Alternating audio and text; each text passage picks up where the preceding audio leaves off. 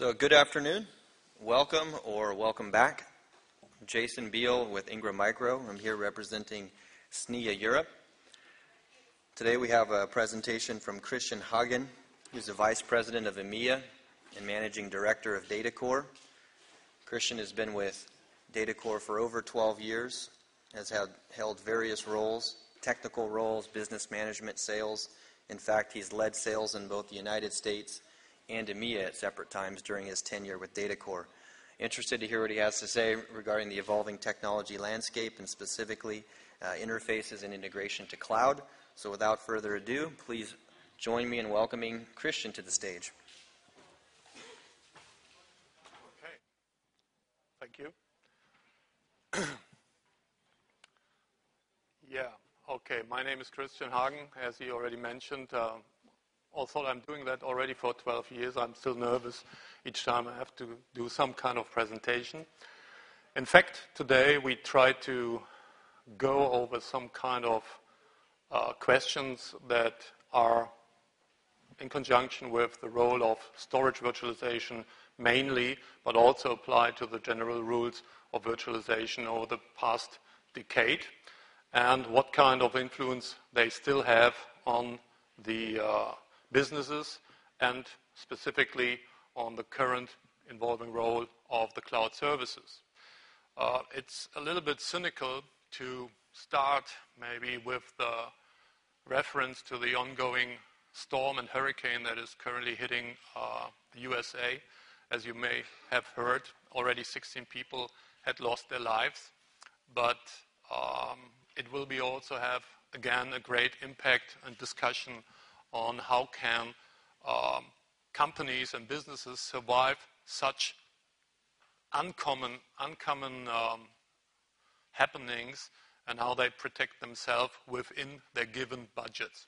And that's somehow the way, the path that we want to go today. So if we talk about the current situation in data center itself and the constraints, what limits those kind of customers to possibly create something that fulfill everything of their demands, we will face several challenges. The basic ones are usually with the facilities. The ongoing growth of data and IT technology is usually expanding beyond the possibilities of all of our customers' facility ranges. And therefore, we have to find new ways how we can go outside of that boxes. Another very obvious constraint is usually the financial part. Although the storage is still eating up the major bucket of the budget, we have still some kind of growing budget, but it has to be shared over several disciplines that come each year on our list. Very primitive and simple problems are present as well. For example, the challenge to have non-shareable storage disk that is spread over all the company and cannot be attached from the individual users wherever they want and how they like to achieve their business goals. One very popular constraint currently is that our personnel, our experts, got consumed with more and more actions. The reality is that most of those administrators and IT engineers are not able anymore to gain an expertise status on a specific hardware type, for example. They have to be more generalists and have to be more managers rather than being experts in a specific area. Is it switches or is it storage or whatever? And that means that this kind of people got into a position where they need additional tools or additional management skills to really achieve their objectives or the objective of their companies. One of the promises that virtualization is giving is really the flexibility to connect all kind of models, generations, vendors, or disk interfaces into one common storage or virtualization pool. And the funny part really is that it still seems to be something that is not believed in the way how it could be done. On the other hand, with the rising success of our server virtualization colleagues, we see that this strategy is really some kind of a successful way to really increase the potential of the given hardware, as well as lowering the cost and the productivity. So the question really is, what is it that limits in this specific area of storage the compatibility of the models, the generations, and so on? And the answer is, unfortunately, not that simple as it should be. However, the good news is right now, with the existence of a storage hypervisor, you really overcome all those kind of connectivity issues, and you have really the benefit of putting together what is suitable for your business. So we just spoke about some of those obstacles and problems that really hit the customers. There's one additional one that I didn't mention, and that has specifically to do with the way how end users approach virtualization.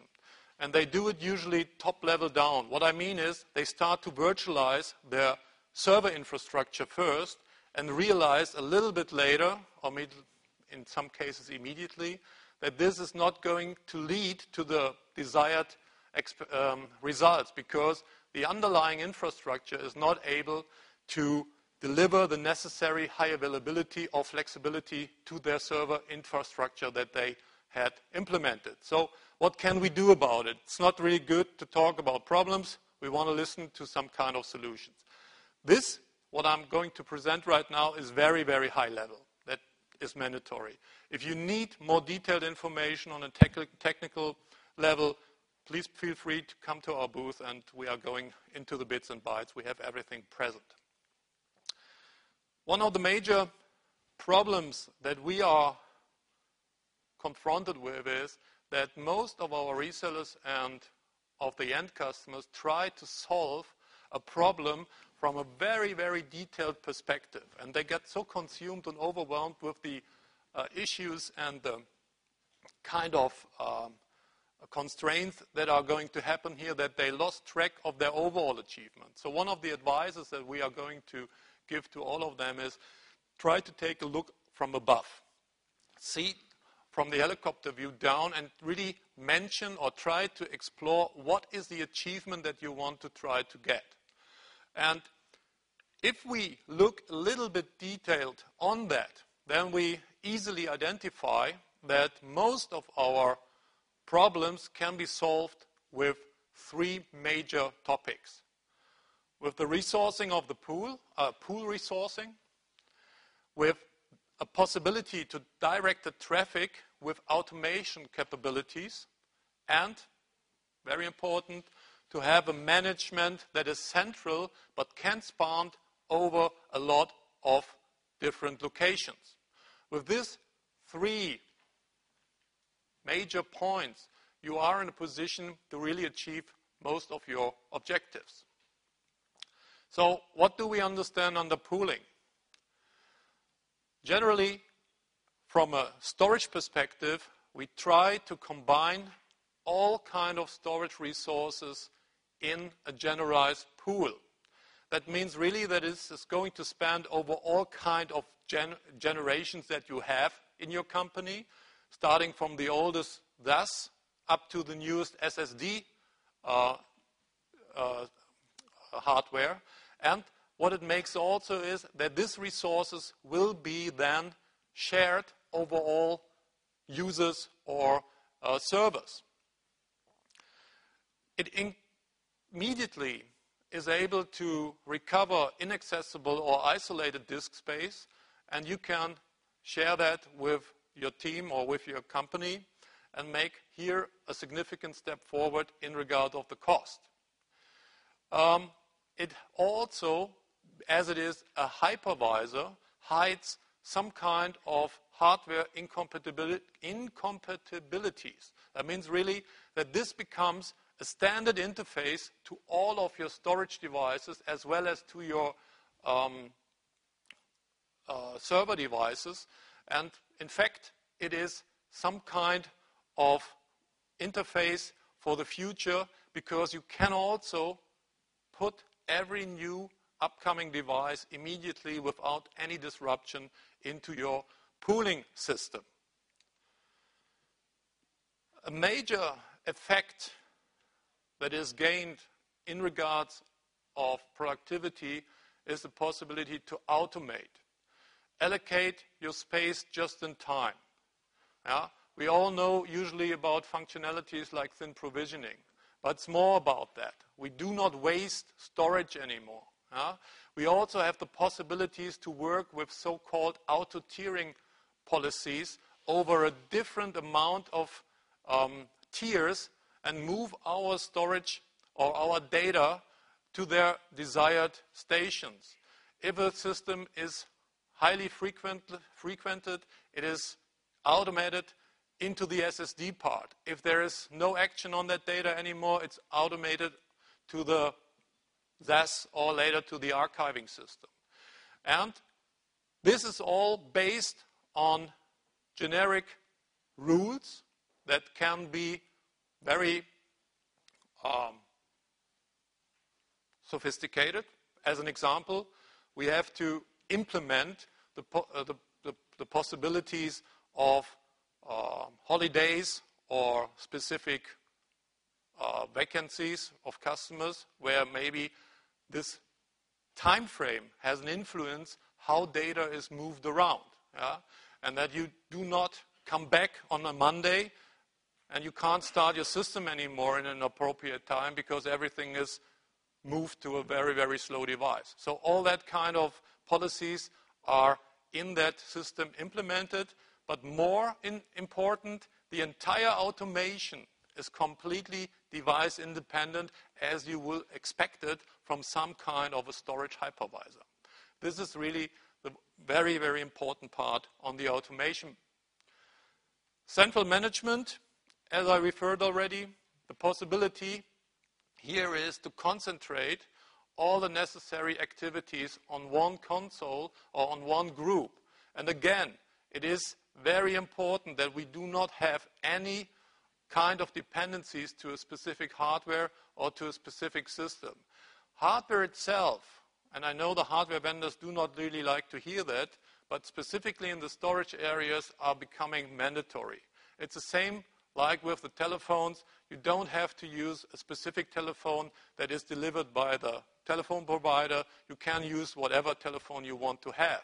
And that is really the desired outcome of any kind of hypervisor. We offer status dashboards. We can offer performance views on the individual behavior of each of your components inside of your storage network. And we can consolidate notifications and alerts that help you to react on specific needs. The external integration point here is absolutely virtualization. It is not possible to do that without virtualization. And I'm really proud to say that we are doing that for more than 12 years. It looks funny somehow. In one way or the other, I still believe that we need to explain storage virtualization as itself as a new upcoming technology. In fact, it's much older than storage virtualization. It's present and mature for quite a while and should not be really news to most of you. So if we have established something like that, there is a stage 2. As I referred already in the beginning to that disaster that's currently happening in the USA, we have the need for all kind of protection against human failure and physical failure. Yeah? So again, that is usually limited to individual hardware constraints. Yeah? Some machine can do stuff, some machine can't do stuff. Some are more modern technology and can span over 100 kilometers. Some can only be connected peer-to-peer. There's all kind of constraints here. So there's another constraint. If we talk about the possibility to protect our business, there are only two ways of doing that. On one hand, you have the necessity to do something like a synchronous mirrored high available system. That means redundancy, and that means in the consequence really path redundancy and data redundancy. On top of that, because synchronous mirroring is limited still to a specific distance, somehow 100 kilometers maybe, you may have the need to protect your data somewhere else, that is thousands of miles away. And here we are talking about that thing that is called asynchronous replication, that moves the data to any desired area in the world. So both activities have one big disadvantage. They are usually pretty cost intensive. And how do we get into that? I'm not promising that you will be able to achieve all of that without any kind of investment. And that is also the natural game of our business. We have to invest to be able to compete. But there are ways to get it done with a reasonable amount and not spending insane numbers for the same stuff. If you have the possibility to connect wherever you can go under different roofs. You have the possibility to do equipment upgrades and maintenance externally. And that is one thing that we should not forget. The usual perception that the most disasters are going to happen because of crashing airplanes, hurricanes, or earthquake is not really correct. The most disasters happen due to human errors while trying to do an upgrade, a microcode upgrade, or something else in the existing infrastructure and messing up the system. There's a reason why specific hardware vendors are not allowing normal customers or resellers to touch their systems if they have to do an upgrade or a maintenance update. Because it's not as tricky or simple as they try to explain. The storage hypervisor takes that away. Instead, it delivers the chance to really do any kind of activity without any possible harm. Now, again, we are in front of a very technical, detailed discussion. Maybe I'm happy to share that with you if you come later on. We have all kind of influences, parts here, air conditioning, construction, water leaks. So it's absolutely necessary that you at least have some kind of auto failover possibilities within a metropolitan area. And here, that's my favorite topic. It's very important to difference between the phrases that may have different meanings. I'll give you one example. High availability is something that is widely used from any kind of storage vendor in our industry. But it means complete different things if you go into detailed questions about a specific hardware or a specific technology. And what we understand about high availability is really a 999 and a transparent failover that doesn't even bother any of the users or consumers in regards of the storage. And that really needs to be done over all kind of different storage devices. With that, we are opening that now to the next level. I just spoke mainly about the standard way of connecting all kind of storage infrastructure to a specific network. If it is spanning over different locations or in the same, doesn't matter. But we now have also another option, and that is the public cloud. What currently technologically is necessary and already present is a possibility to get some part of your data center infrastructure out. You can rent temporary space. You can archive or disaster recover the copies that you need to the public cloud. And it usually is some kind of low-cost expansion. The interesting part here is that it needs to be done on the same premises, on the same way than you would do it in your normal infrastructure. It doesn't make sense if you have to create a different group, a different management type, or whatever. It needs to be done under the same way of business than before. So the public cloud really offers this option. And by the way, if you just asking yourself, the same is true for a private cloud. Yeah? I mean, the differences here are somehow vague. So what really happens is the off-premise storage appears to be local. The users and apps can't tell, is it here or is it somewhere else? It doesn't matter anymore. The storage hypervisor makes it transparent. That delivers protection and productivity benefits in general. The same principle are just extended. The pooling, the automation, the central management is all still within your competence center, but it's now spanning over a much, much bigger distance or a kind of infrastructure. So what we see here is the possibility to rethink several of the normal decisions that data center managers have to do. Do I really need to buy additional storage in a year-to-year base? Or can I do flexible stuff?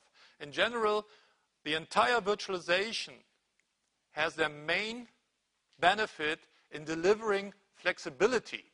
You all know how bad it is if you are somehow locked in to a specific decision, if your bandwidth is limited, if you're just able to buy from one vendor, or it makes it very, very expensive to change. Yeah? With this, in regards of virtualization, that kind of issue is over. But it requires the way or the decision to go into the storage virtualization or into the hypervisor technology.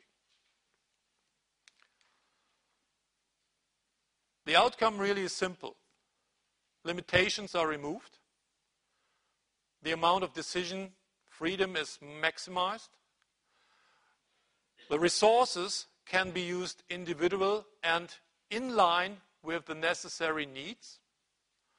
And you can already take full advantage of your existing investments. That is one of the major factors that are still usually not seen.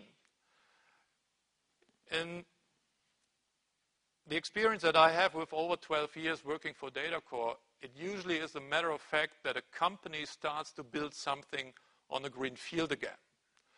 In reality, there are a lot of options within existing infrastructures if you choose the right way of doing that. Yeah? And it also helps you in deferring acquisitions of additional storage devices. I was attending yesterday a session from the IDC, and they put some interesting slides on the screen, and that specifically for Europe and in Germany, it was absolutely insane and obvious how the storage hardware sales jumps up every time the fourth quarter is coming. You all be very familiar with that. One of the outcomes of that is that it looks like that most data center managers really think about a year. They are able to put their investment scheme in such a time frame. Other than that, it's not really logical why we have always this kind of peak in the fourth quarter. And this is really stupid from different sides, because it really limits a lot of our potential. Because higher level of services are not delivered with that. You stick to your decision. But in many, many cases, the dynamic of our industry requires new decision. You need SSD all of a sudden, or several other things. And you can use, with that kind of way, including the cloud, the possibilities of provisioning space, remove storage-related disruptions, and speed up your app responses. All that is pretty simple, possible with that kind of technology. So I would like to say that the cloud, in general, is just the next evolution of storage virtualization and server virtualization. It makes a lot of things very, very flexible. It has also some limitations and disadvantages, clearly. But from the current perspective, it looks like the desired next evolution in our technology and the way it could be done. I was not really thinking that I could do it in one stream. Yeah?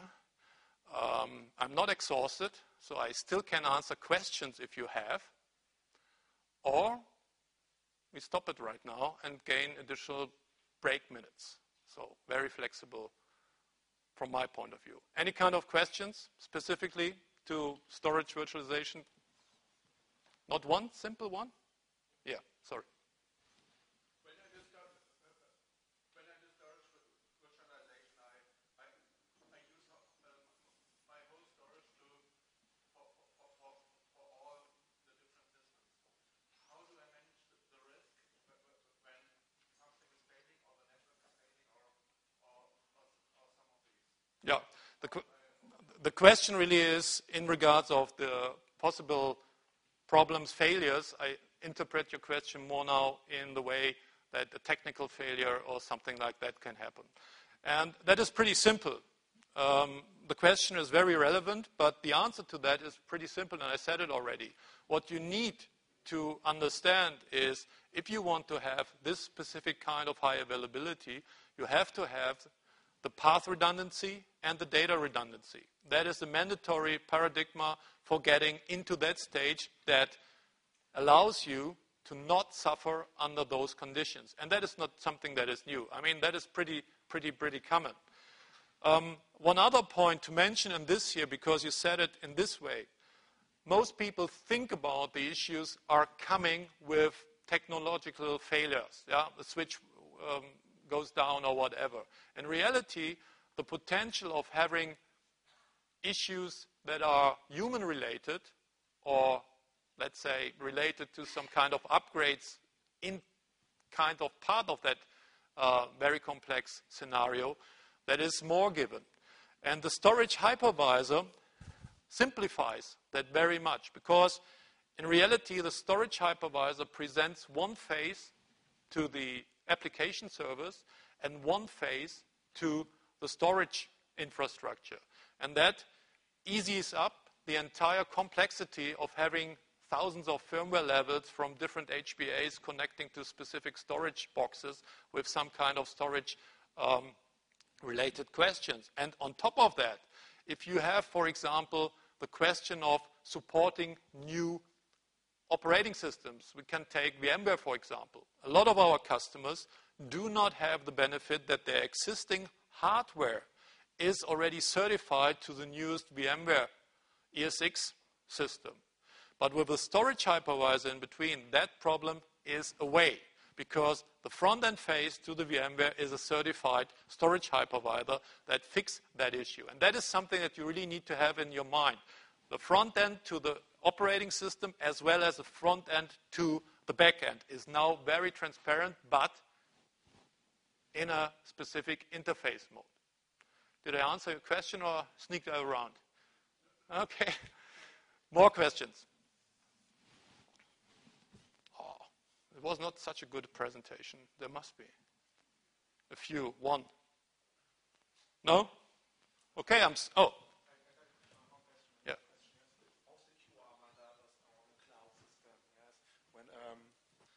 Thank you. How secure are my data on a cloud system? I imagine when it's like when every kind of company storage their database on a cloud system, it's more and more centralized and easier to attack from besides than when everybody is decentralized. I agree with you. Very good question in terms of the security. My point is that I would not recommend to put your active, real necessary company data into a cloud. The current strategy for most companies is they do the archiving or stuff like that into the cloud. And I asked the same question yesterday, by the way, during the IDC thing, with knowledge that there are viruses out like the Stuxnet thing that are able to sneak into very, very protected areas.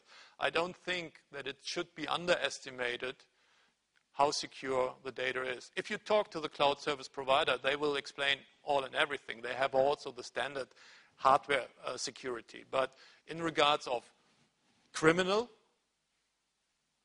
or economical threats, I think there is currently no valid answer present. What I do mean with economical threat is very simple. Most of you don't imagine that, but guess if Amazon will get broke or get bought by somebody else. We do not know really what's going to happen. A company that has just a margin of 0.5% on everything is still vulnerable. Okay, they do a lot of stuff, but the same happens to Microsoft. Microsoft is in a battle with Apple or Google and whoever, and nobody knows who's going to succeed. And if you store all your data on their cloud systems, it is something that is, from my perspective, not the optimal way to minimize risk, but that is just my personal view. So my advice in this case is really to understand the risk and share with the public cloud what you would like to share. Think about that reasonable. Don't put everything in there and be blamed later on for doing that. Don't let the common sense go away by a simple financial advantage. I think that is currently one of the things that everybody needs to do still. We should not shut our brain off just because an opportunity is present. More? I'm faster than I thought. Okay, I can dance if you want. No? Sing also? No, don't do that. Okay, then we are finished. Thanks for the attention.